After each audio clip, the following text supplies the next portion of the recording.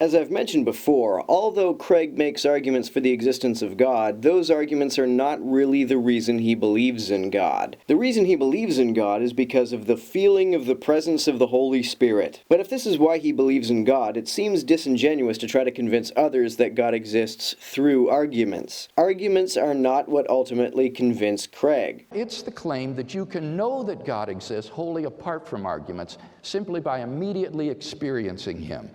This was the way people in the Bible knew God. As Professor John Hick explains, God was known to them as a dynamic will interacting with their own wills, a sheer given reality as inescapably to be reckoned with as destructive storm and life-giving sunshine.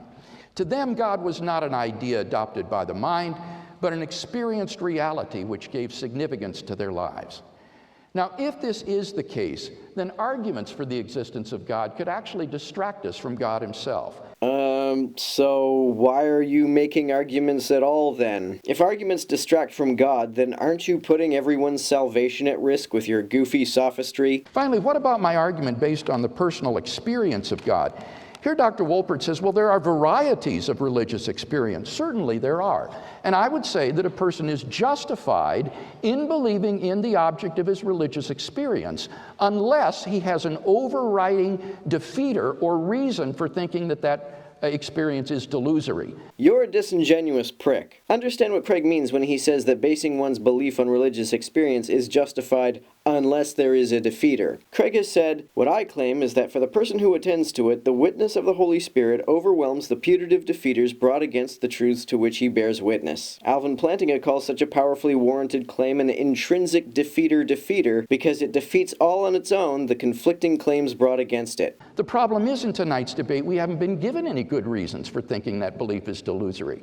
So it seems to me I'm perfectly rational to believe in God on the basis of my personal experience of God, unless and until he can give me some good reason for thinking that that experience is delusory. This is clearly disingenuous, because when Craig says he is rational to believe in God on the basis of his personal experience, unless Wolpert can give him some good reason to believe that his experience is delusory, he sounds as though he is actually open to be convinced that his experience is, in fact, delusory. He is not. If it is true that the witness of the Holy Spirit overwhelms the putative defeaters brought against it, then Craig's experience of what he calls the Holy Spirit will overwhelm whatever arguments and evidence Wolpert presents, and Craig will not be convinced. Eventually, the moderator asks Craig why he is engaging in argument when he's not really open to be convinced. But the fact is, it wouldn't have mattered what in short, it wouldn't have mattered what he had said, your faith would have remained intact. Yes.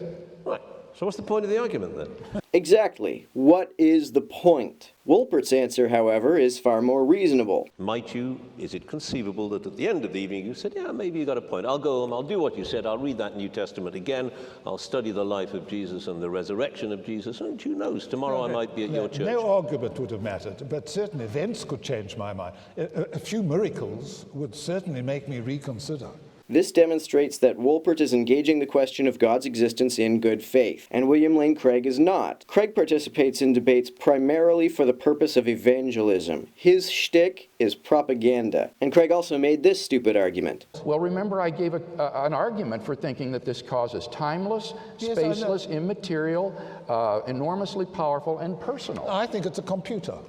Well, that wouldn't, computers are designed by people. No, this is a self-designing computer. Timeless. Timeless. Well, that's a contradiction in terms. Why is it timeless?